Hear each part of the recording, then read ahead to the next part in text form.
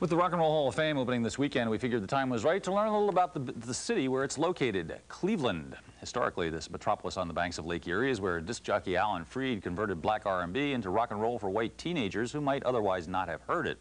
For a more contemporary slant on Cleveland, however, Allison Stewart took a tour of the city with the up-and-coming band Filter, two of whose members are Cleveland natives. Here's the story. Where are we? We are at Jacobs Field. Jacobs Field is the home of the Cleveland Indians. How many games have you seen in here? Probably about 10, but they're all last season. This summer we've been on the road, and we live in Chicago now, but Cleveland, when we were here, we used to come every chance we got. This isn't dirt, this is rubber. This is rubber. Check it out.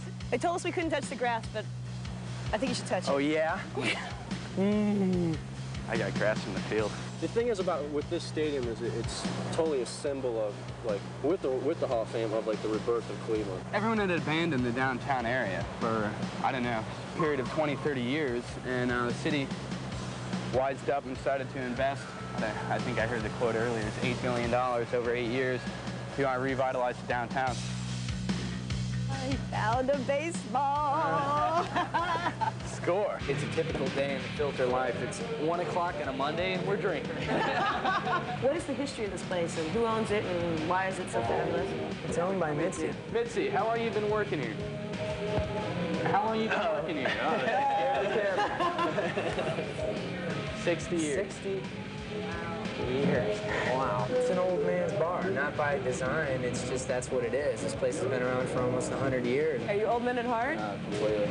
We don't like going to bars where you can't hear each other talk. The Frankie Art Gallery is close. Which way? Yeah, it's just up the street. The great thing about Cleveland is everything's cheap. There's all these spaces downtown where if you just put a little elbow grease in them, you can have a sweet loft. And I have this whole floor of this building. This is like a meeting place in Cleveland. A lot of artists and musicians just hang out here.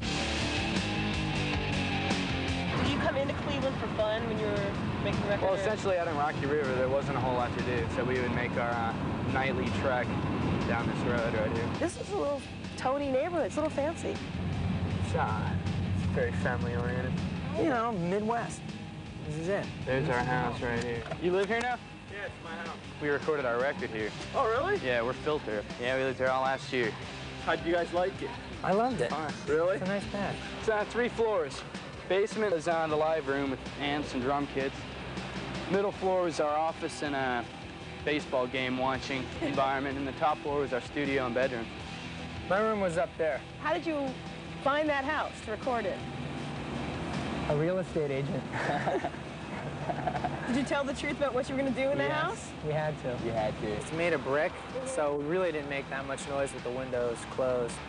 But in the summer, all those people, like 35 of them on this half of the building, just called us one day, wrote us letters.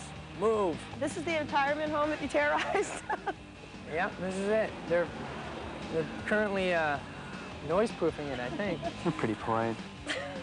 We were polite, but they were scared to death of us.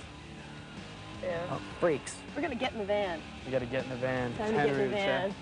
Again? Again. Pretty much had the town to themselves. Filter, now based in Chicago, will play Portland, Oregon on Tuesday. The band is also up for a Best New Artist statuette at next Thursday's MTV Video Music Award Show in New York City, which will be preceded at 6:30 p.m. by our own opening act show. Try to catch it.